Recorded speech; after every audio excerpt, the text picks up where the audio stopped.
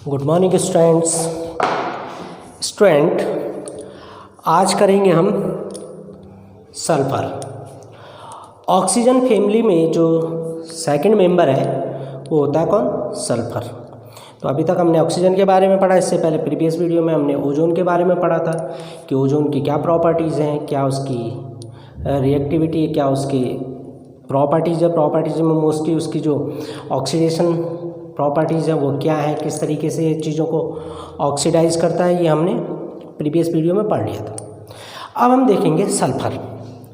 Generally जो sulphur है, sulphur क्या है? ये भी क्या है? एक टिपिकल नॉन मेटल है। सल्फर क्या है? टिपिकल नॉन मेटल है। और ये किसके बाद आता है? सल्फर ऑक्सीजन के बाद जो सेकंड एलिमेंट है ग्रुप 16 का, वो कौन है? सल्फर है। ठीक है। सल्फर जो है ये इसका अगर हम इलेक्ट्रॉनिक कॉन्फ़िगरेशन देखें तो सल्फर का इलेक्ट्रॉनिक कॉन्फ़िगरेशन क्या होता है? 1s2 2s2 2p6 3s2 and 3p4। तो वो तो 4 6 10 2 12 12 4 16 16 हो गए। तो ये सल्फर का क्या हो गया? आपका इलेक्ट्रॉनिक स्ट्रक्चर कॉन्फ़िगरेशन। ठीक। सल्फर की जो कुछ कैरेक्टरिस्टिक है या सल्फर की जो कुछ प्रॉपर्टी हैं वो ऑक्सीजन से क्या है? डिफरेंट है। वो कैसे? जैसे ऑक्सीजन क्या है? ऑक्सीजन रूम टेम्परेचर पे गैस है, लेकिन सल्फर सॉलिड है। ठीक है ना? ऑक्सीजन क्या है? रूम टेम्परेचर पे सॉलिड गैस है, लेकिन ऑक्सीजन क्या है और सल्फर क्या है? गैस है। सॉरी, ऑक्सीजन रूम टेम्परेचर पे गैस है, लेकिन सल्फर क्या है? सॉलिड है। दूसरा अगर हम देखें हाइड्राइड, तो ऑक्सीजन का हाइड्राइड क्या होता है? वाटर। वो क्या है? रूम टेम्परेचर पे लिक्विड है। लेकिन सल्फर का हाइड्राइड क्या हो गया आपका? H2S। वो रूम टेम्परेचर पे क्या है? गैस है। ठीक। इसके अलावा जो ऑक्सीजन है वो अपने कंपाउंड में -2 ऑक्सीडेशन स्टेट शो करता है, लेकिन सल्फर -2 से लेके -2 +2 +4 +6 ऑक्सीडेशन स्टेट शो करता है अपने पर्टिकुलर कंपाउंड में। तो ये कुछ डिफरेंट जो प्रॉपर्टी का डिफरेंस है ऑक्सीजन और सल्फर में, ये उसके साइज के कारण, उसकी इलेक्ट्रोनेगेटिविटी के कारण आता है, क्योंकि ऑक्सीजन हाईली इलेक्ट्रोनेगेटिव है।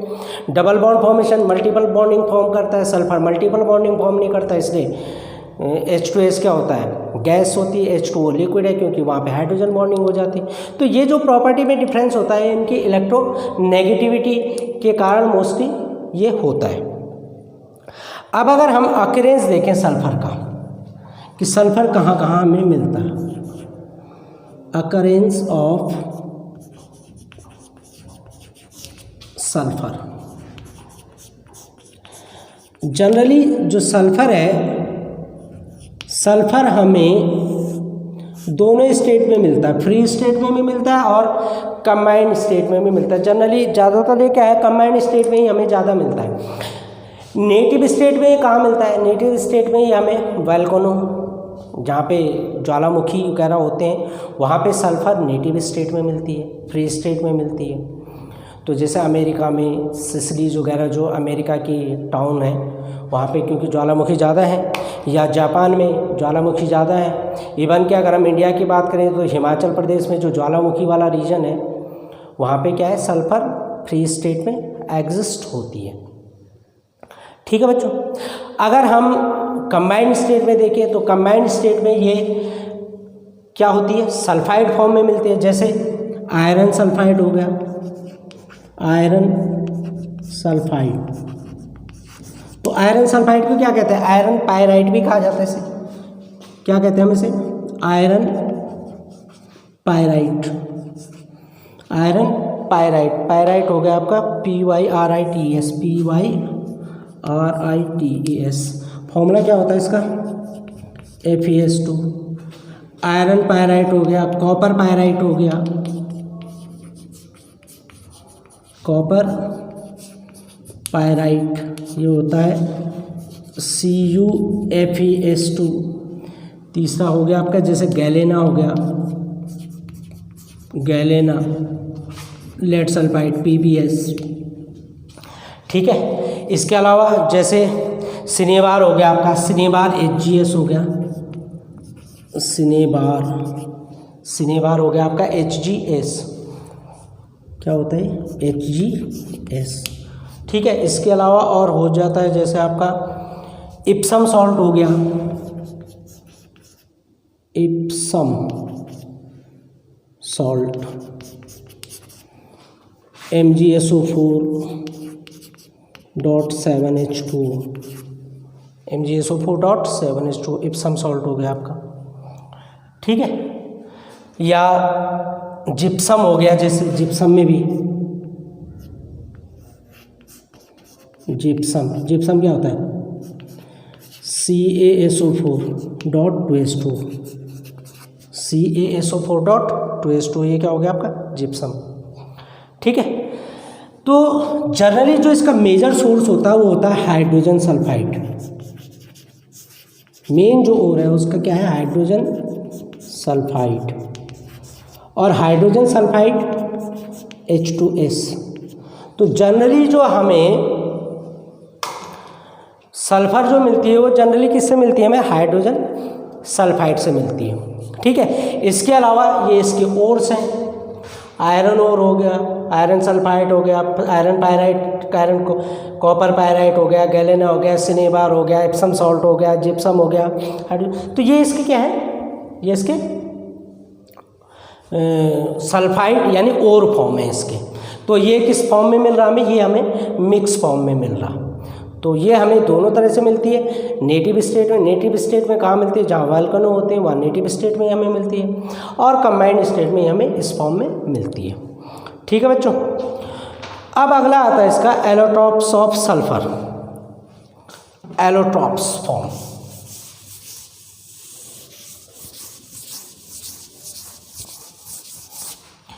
एलोट्रॉप्स ऑफ सल्फर,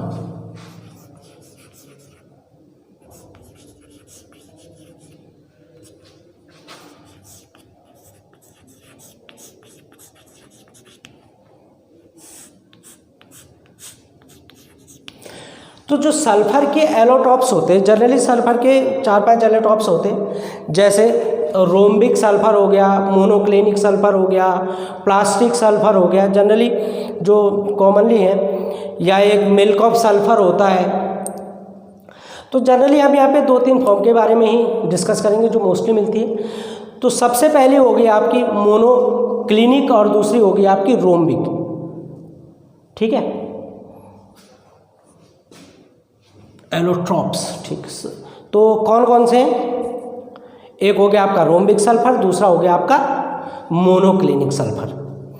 तो रोम्बिक या मोनोक्लिनिक सल्फर जो होते हैं ये किस फॉर्म में एग्जिस्ट होते हैं, ये मॉलिक्यूलर फॉर्म एसिड फॉर्म में एग्जिस्ट होते हैं, और जनरली क्या होते हैं क्रिस्टलाइन इनकी फॉर्म होती है।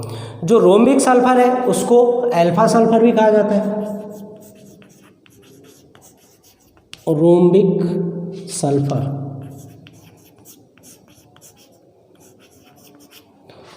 इसको कहा जाता है अल्फा, क्या कहा जाता है इसे, अल्फा सल्फर।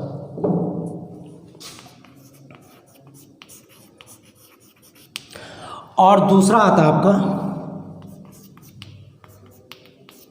मोनोक्लिनिक,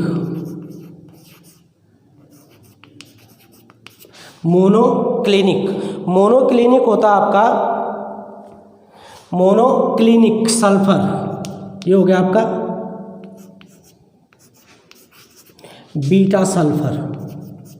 कौन सा होता है बीटा सल्फर, मोनोक्लिनिक यानी बीटा सल्फर।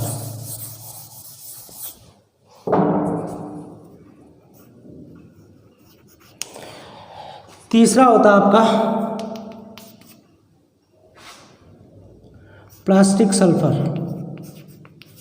प्लास्टिक सल्फर, ठीक है। तो जनरली ये 3 मेन है। तो हम यहाँ पे जो पढ़ेंगे जनरली वो किसके बारे में, रोम्बिक और मोनोक्लिनिक के बारे में हम यहाँ पे पढ़ेंगे। अब रोम्बिक सल्फर क्या होते हैं, ये क्रिस्टलाइन फॉर्म में एग्जिस्ट होते हैं, और किस फॉर्म में आते हैं, ये S8 मॉलिक्यूलर फॉर्म में आते हैं। कौन से, रोम्बिक और मोनोक्लिनिक। अब इन दोनों में बेसिक डिफरेंस क्या है, इन दोनों में बेसिक डिफरेंस ये है कि जो रोम्बिक होता है ये ज़्यादा डेंस होता है, इसकी डेंसिटी मोनोक्लिनिक से ज़्यादा होती है, ठीक है। और दूसरी बात यह है कि इसका जो स्ट्रक्चर होता है वो क्या होता है, क्लोजली पैक्ड स्ट्रक्चर होता है। इसका स्ट्रक्चर क्या होता है, क्लोजली पैक्ड स्ट्रक्चर होता है, इसलिए ये डेंस भी होता है और यही रीज़न है ये ओपेक भी होता है। और जो मोनोक्लिनिक है वो थोड़ा कम डेंस होता है और साथ में क्या है, ये लाइट अपीयरेंस दिखाता है, लाइट कलर दिखाता है, क्योंकि ये क्या है, लिटिल डेंस है। अब अगर हम स्ट्रक्चर की बात करें रोम्बिक और मोनोक्लिनिक की, तो आप देखिए रोम्बिक सल्फर को हम पहले देखते हैं, अल्फा सल्फर। इसका स्ट्रक्चर कैसे बनेगा, देखो इसका स्ट्रक्चर इस तरीके से बनेगा, देखो 8 एसिड फॉर्म में आएगा, 1 2 3 1 2 3, ये 2 हो गया, 3 4 5 6 7 एंड दैट इज 8, ठीक है। ये जो स्ट्रक्चर होता है क्या होता है, कौन सा टाइप का स्ट्रक्चर होता है, इस स्ट्रक्चर को क्या कहा जाता है, इसे कहा जाता है पकड़ स्ट्रक्चर। अब ये देखो दूसरा कैसे आएगा, देखो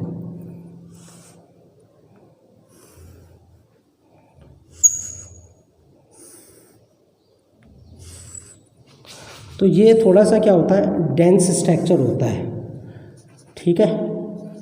जो रोम्बिक का जो स्ट्रक्चर होता है डेंस, इसलिए ओपेक होता है ये, और इसकी जो डेंसिटी होती है वो ज़्यादा होती है। हम तीसरा स्ट्रक्चर बनाएं, लाइक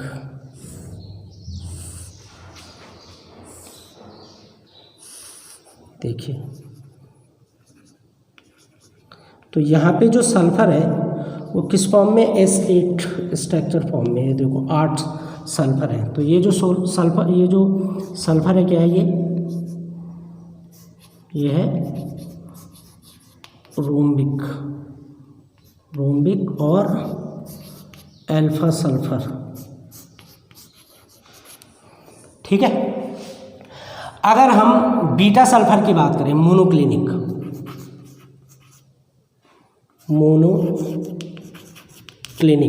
और बीटा सल्फर,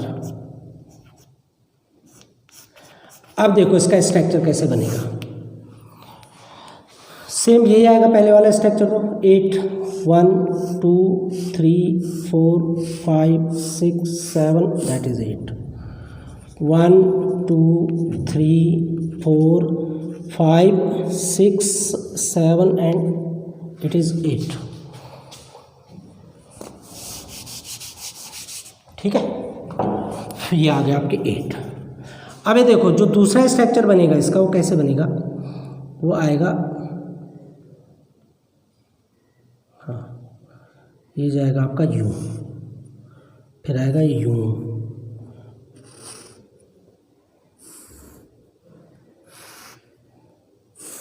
ये देखिए 1 2 3 4 5 6 7, ठीक है। 7 एंड 8 वाला कहाँ जाएगा आपका,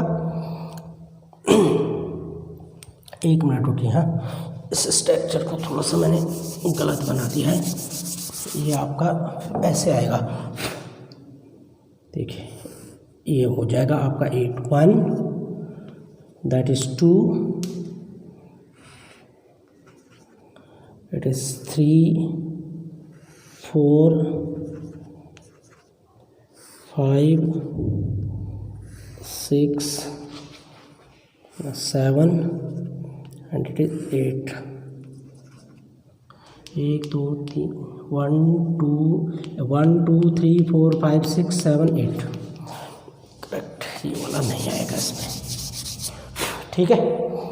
ऐसे तुम अगला स्ट्रक्चर बना सकते हो इसका,